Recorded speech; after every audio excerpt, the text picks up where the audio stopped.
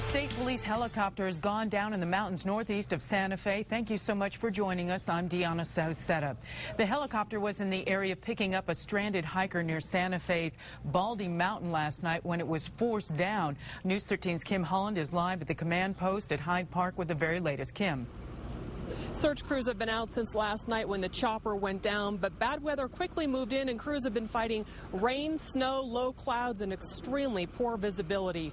Around 9:45 last night, after the chopper picked up the lost hiker, the pilot rescued in that he made contact with the hillside at about 11,000 feet. He did not say whether he had crashed or had a hard landing. Ground crews moved in almost right away and got within 300 meters of the site. Investigators know that because the helicopter's emergency transponder is sending a signal giving them an approximate location. A military satellite which passes over the area about every 90 minutes or so is picking up the signal. Search crews are having a real hard time because of the steep terrain and the poor weather conditions. It's been as low as 50 feet at some times. But there are some encouraging news from the site and from Governor Bill Richardson.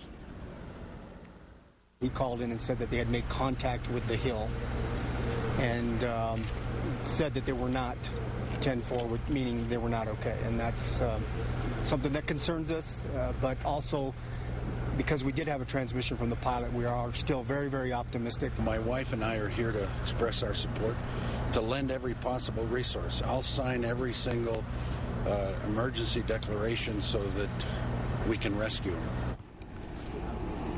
The pilot is 36-year-old Andy Tingwall. He's been with state police for about 13 and a half years. 5 of those years he's been a pilot with state police. The state police spotter who was also on board is 29-year-old Wesley Cox. He's been on state police force for about 7 years. Now, both are extremely experienced, and they do have survival skills, and that helicopter is equipped with survival gear as well, so that's extremely good news. And as the weather lifts, the clouds, or the low visibility is lifting, the clouds are going away a little bit. We get a peak of sunshine every now and then, just more encouraging news for search crews. Deanna, back to you. All right, we're all very hopeful. Now, the Police and Sheriff's Association awarded pilot Tingwall the Medal of Valor for rescuing a man from an arroyo last summer.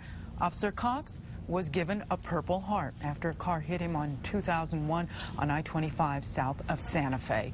And it was a long night for rescue helicopter crews trying to reach this crash site. 3 of the helicopters couldn't get in because of bad weather. KRQE pilot reporter Bob Martin was over the area in Sky Ranger throughout the night. He has that part of the story. This is the Santa Fe airport seen with Sky Ranger's infrared night vision camera. Rescue attempts from here by air continued almost non-stop through the night. Crews of 2 National Guard Blackhawks were joined by a team flying the Bernalillo County Metro 1 helicopter. Crews using night vision goggles and heat-sensitive infrared gear. They could actually get to less than a mile from where an emergency radio beacon indicated the downed state police helicopter might be.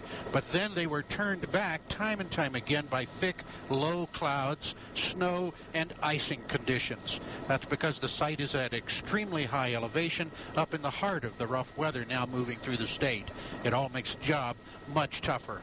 At about 3:30 this morning, the weather suddenly got a lot worse, and all the helicopters had to suspend searching and land to wait for a break.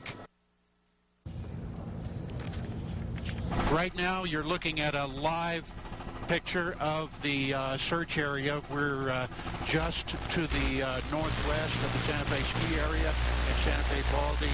You can see that the cloud cover is very thick. However, 3 helicopters are currently making an attempt to reach the crash site. We have word that 2 National Guard helicopters and the Bernalillo County Sheriff's helicopter, Metro 1, are all trying to penetrate the lower edges of this cloud cover and reach the crash site. They have a very strong signal from the emergency locator beacon. They're getting very, very close to reaching it, but again, the clouds, as you can see here, very thick along the ridge lines and preventing them from making it the last few yards into the crash site. Back to you. All right, thank you so much. That's Bob Martin reporting live from Sky Ranger with the latest update. Be sure to stay with KRQE News 13 and KRQE.com throughout the day for the very latest on this developing story.